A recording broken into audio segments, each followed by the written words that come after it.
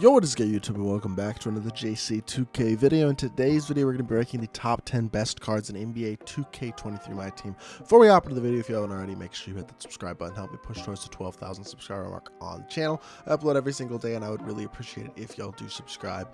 Without further ado, let's hop right into it. I gotta say, it's kind of a shame, but every single player on this list is tall as hell. The shortest player on this list is 6'8". And size is kind of something that rules all in this game, as demonstrated by the guy who is still a top 10 card in the game, and that is Mr. Taco Fall.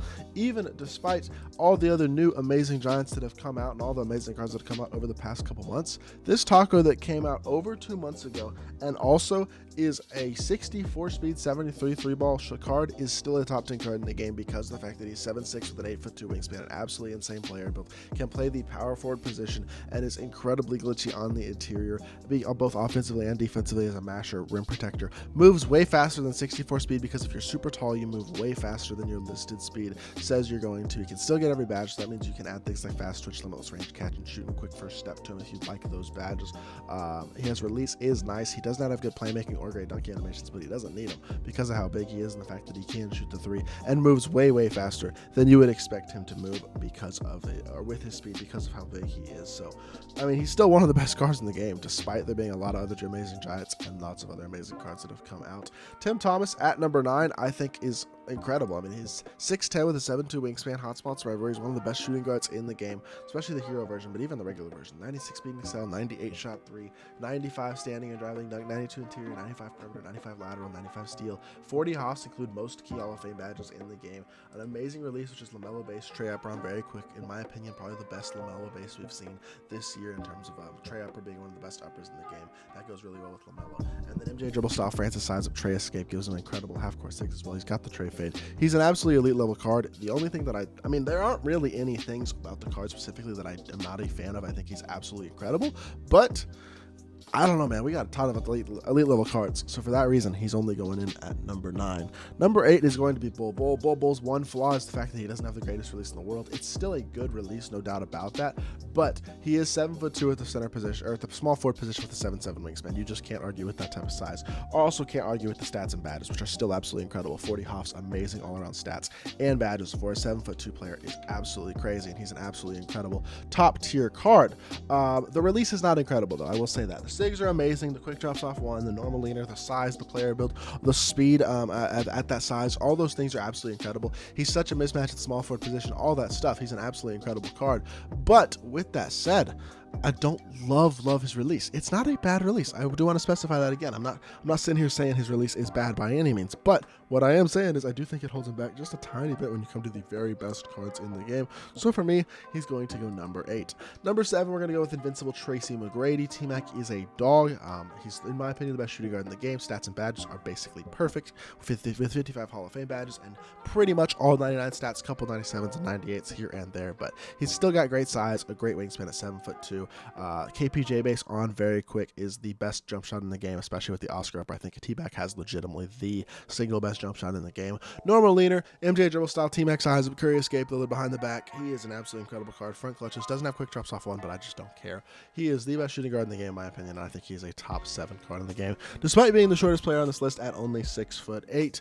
Number 5, Chet Holmgren, another amazing, super big option at the small forward position. They list him at 7 foot in 2KDB. I think in game he's 7'1", if I remember correctly, although I guess I could be wrong, but I do believe they made Chet 7'1" in game, and yeah, I just checked in game and he is 7'1", so he's a bit bigger in game than he's listed on 2KDB. I don't know why that is, but hotspots are everywhere. 40 hops, you're still got pretty much every single important hop in the game. The defensive stats are unbelievable. 97s, 95s, 98s, just crazy. 95 speed and excel, 97 shot 3, 95 standing and driving dunk. He's got near invincible stats, to be completely honest, at 7'1" at the small forward position. And absolutely elite level release. His release is much better than Bull's. That's the biggest thing, in my opinion, that makes him better than Bull. And he's still got incredible 6 and quick drops off 1. The main reason I have a couple spots higher than Bull is because I do think his release is better. They're both incredible cards, but I slightly prefer Chet at the small forward position and think he is a top 6 card in my team. At number 5, we got the best point guard on the list, and actually the only point guard on this list, which is Nikola Jokic. The Joker is just, in my opinion, the best point guard in the game by a little bit of a decent margin, because every other point guard has some sort of flaw. The other top point guards are guys like Magic Johnson, bad release. Ben Simmons, pretty bad release. Luka Doncic, elite release, elite 300, but a little bit undersized and not the most incredible defender. LaMelo Ball, tiny bit undersized. A couple of his SIGs I don't love. There are things with all these PDs that kind of hold them back from being like the perfect card. They're still all incredible. Jokic is the perfect point guard card. 6'11 with a 7'3 wingspan gives him insane size. Hotspots, remember, 40 hops include basically every single key Hall of Fame badge in the game. 94 speed and excel, 98 shot 3, 95 standing, and 90 driving dunk, and elite defensive stats. The stats are amazing. But the animations are incredible as well. Eric Paschalway's Oscar up on very quick is an absolutely incredible release. Has normal leaner, has elite level 6, and has quick drops off 1. He is the most complete and the best point guard in the game because he gives you the size of guys like Ben, Magic, etc., all the other super big out of position point guards, but also an elite level release. Great movement, great speed, all those things. He is a top tier card in my team, and I do believe he is a top 5 card in the game and definitely the best point guard in my team. Number 4, we're going with Shaquille O'Neal. The only reason that Shaq isn't higher is because of the stupid glitchy giants that we have in this game who are 7'4", 7'6". We'll get to those guys. But Shaq is the best just glitch card in the game. 7'4 with a 7'7 wingspan gives him an amazing size still. Hotspots from everywhere. 55 hops and all 99 stats, basically. The card is insane stat and badge wise, of course, as an invincible card, but animations are what make this card so good. Montrezl Harrell with John Wall upper on very quick. This is the best release that Shaq has ever gotten in 2K. It is an absolutely incredible release. He has quick drops off 1. He is one of the glitchiest cards in the game animation wise as well because he moves so fast at his size, having 99 speed and excel. His dunk animations are crazy aggressive. He's always been an incredible rebounder and stuff because the Shaq card, I mean, he's 325 pounds, and that weight does carry value on the interior and things like that in terms of mashing, stiff arming, getting rebounds, getting position, things like that.